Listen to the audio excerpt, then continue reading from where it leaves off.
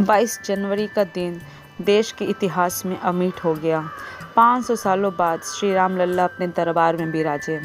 अयोध्या में भगवान राम लल्ला विराजमान हो गए और इस समय प्रभु श्री राम की जन्मभूमि अयोध्या राम नाम से जगमगा रही है। सोमवार यानी 22 जनवरी को प्रभु की मूर्ति का प्राण प्रतिष्ठा हो चुकी है। प्राण प्रतिष्ठा का अनुष्ठान 16 जनवरी से शुरू हो गया था। देश और दुनिया में राम मंदिर की प्राण प्रतिष्ठा को लेकर भव्य आयोजन किए गए। अयोध्या से लेकर रामेश्वर तक, केदारनाथ से लेकर द्वारका तक राम जी के आगमन का लोगों ने भव्य स्वागत किया। गांव की गलियों से लेकर शहरों के चौक चौराहे तक दिए की रोशनी से गुलजार हुए। श्री राम के बाल स्वरूप में मूर्ति का निर्माण किया गया जो श्यामल रंग की है। ऐसे में कई लोगों में असमंजस की स्थिति बनी हुई है कि आखिर भगवान श्री राम की मूर्ति काले रंग की ही क्यों बनाई गई है।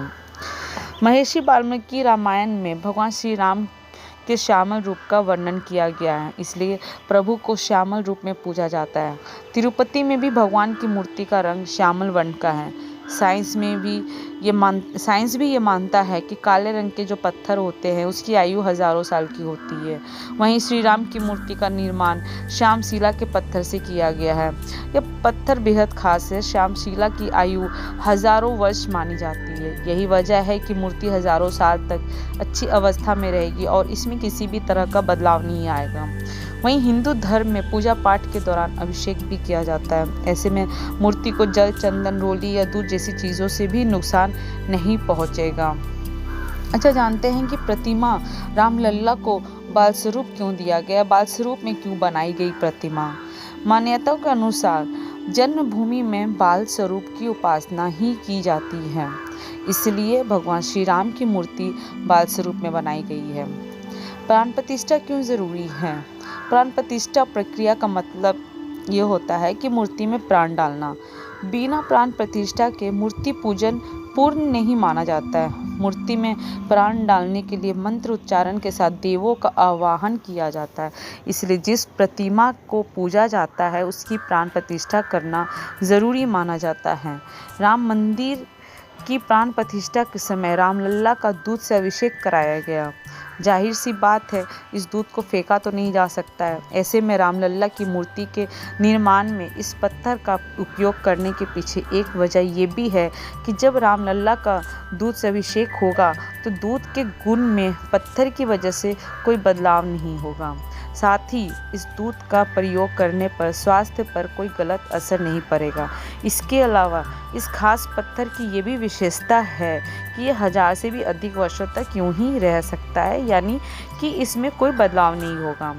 इसके अलावा वाल्मीकि रामायण में भगवान राम के स्वरूप को श्याम वर्ण में ही वर्णित किया गया, इसलिए यह भी एक वजह है कि रामलल्ला की मूर्ति का रंग श्यामल है। साथ ही रामलल्ला का श्यामल रूप में ही पूजन होता है। यही धर्म नगरी अयोध्या में काले राम नामक एक मंदिर भी प्रसिद्ध है। दरअसल रामलल्ला की मूर्ति का निर्माण जिस पत्थर से हुआ है वह काला पत्थर को कृष्णशिला भी कहा जाता है। इस वजह से भी रामलल्ला की मूर्ति श्यामल है। इस पत्थर में कई गुण हैं। वो पत्थर कई मायने में बेहद खास भी है। श्री राम जन्मभूमि तीर्थ क्षेत्र के महासचिव चंपत राय ने बताया कि भगवान श्री रामलल्ला की जो मूर्ति बनी है वो 5 वर्ष के बालक का स्वरूप है। उन्होंने बताया कि मूर्ति 51 इंच की है। रामलल्ला की मूर्ति में भगवान के कई अवतारों को दर्शाया गया है। कहते हैं कि जिस काले पत्थर से भगवान श्री राम की मूर्ति बनाई गई है उसमें भगवान के 24 अवतारों का वर्णन है। श्यामल वर्ण के श्री राम की मूर्ति के सामने जाते ही सारी नकारात्मक ऊर्जा खत्म हो जाती है। कृष्णशिला के दर्शन मात्र से सकारात्मक ऊर्जा प्रवाहित होने लगती है।